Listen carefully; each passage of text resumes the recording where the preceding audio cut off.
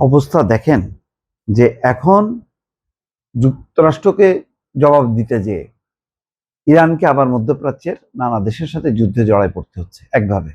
কারণ এটাও তো মার্কিন ঘাঁটি তো মধ্যপ্রাচ্যের সব দেশই আছে, সেখানে যখন আঘাত করছেন আমেরিকাকে তো হাতের নাগালে পাওয়ার একমাত্র উপায় হচ্ছে মধ্যপ্রাচ্যে তার যে সামরিক ঘাঁটি, এখন ওই ঘাঁটিগুলি তো মানে মধ্যপ্রাচ্যের কোনো না কোনো দেশে আছে, সেখানে আঘাত করলে আবার ওই দেশগুলো ক্ষিপ্ত হচ্ছে। যদিও তারা সম্মিলিতভাবে পাল্টা আক্রমণ করছে না, কিন্তু সম্পর্কটা নষ্ট হচ্ছে, ঐক্য নষ্ট হচ্ছে। যুক্তরাষ্ট্রের জবাব কুয়েত এবং বাহরাইনে ইরানের হামলা, দুই জায়গায় হামলা করতে হয়েছে। এবং এই পাল্টাপাল্টি হামলার দাবির মধ্যে গতকাল পাকিস্তানের স্বরাষ্ট্রমন্ত্রী তেহরান সফরের কথা সংবাদ মাধ্যমে আসছে। এখন কঠিন অবস্থা হয়েছে দেখেন যে আজারবাইজানে পর্যন্ত ইসরায়েল ঢুকে পড়ছে এবং সেখানে তারা সৈন্য মোতায়েন করছে, সেই খবরও আসছে। বলা হচ্ছে অস্থায়ী যুদ্ধবিরতি লঙ্ঘন করে পাল্টাপাল্টি হামলার মধ্যে শনিবার পাকিস্তানের স্বরাষ্ট্রমন্ত্রী মহসিন নাকভি তেহরানে পৌঁছাচ্ছেন। অন্যদিকে লেবাননের সেনা প্রধান রুডলফ হাইকাল পাকিস্তানের উদ্দেশ্যে রওনা দিয়েছেন। তার মানে পাকিস্তান এখন কেন্দ্রবিন্দু হয়ে গেছে ঘটনাক্রমে। লেবাননে অশান্তি, ইসরায়েল হামলা চালাচ্ছে, দক্ষিণ লেবাননের অধিকাংশ এলাকা দখল করে ফেলছে, তারা সেখানে সরছে না।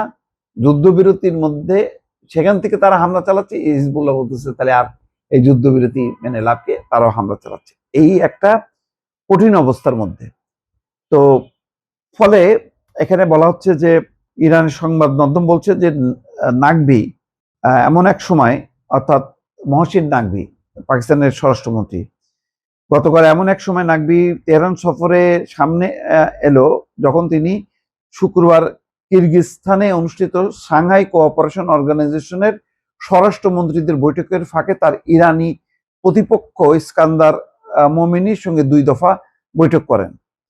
তার মানে পাকিস্তান কিন্তু আপ্রাণ চেষ্টা চালায় যাচ্ছে, কারণ পাকিস্তানের লক্ষ্য হলো এই, যদি সে কোনো ক্রমে এই যুদ্ধের অবসান ঘটাতে পারে, মধ্যপ্রাচ্যের একটা বলা যায় অলিখিত নেতা হয়ে যাবে। পাকিস্তানের অর্থনৈতিক অবস্থা যাই থাকুক না কেন, সেখানে কিন্তু পাকিস্তান একটা পজিশন নিয়ে নেবে যে না, তারা মধ্যপ্রাচ্যের একটা নেতা। সব দেশ এখন দেখেন না, ওই লেবানন ছুটতেছে, পাকিস্তান, ইরান ছুটতেছে, যুক্তরাষ্ট্র তাদেরকে তেল দিচ্ছে যে যুদ্ধটা থামাও।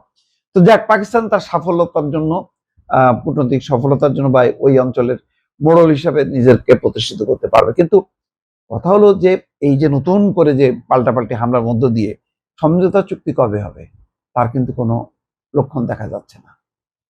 বরং দিনকে দিন কিন্তু এই লেবাননের হামলার কারণে ইরান বলতেছে যে তারা হিজবুল্লাহকে সমর্থন দেবে এবং তারাও এই যেই শান্তি আলোচনা বলতেছে, এই শান্তি আলোচনা বা সমঝোতা চুক্তি এটা এখন অর্থহীন হয়ে পড়ছে।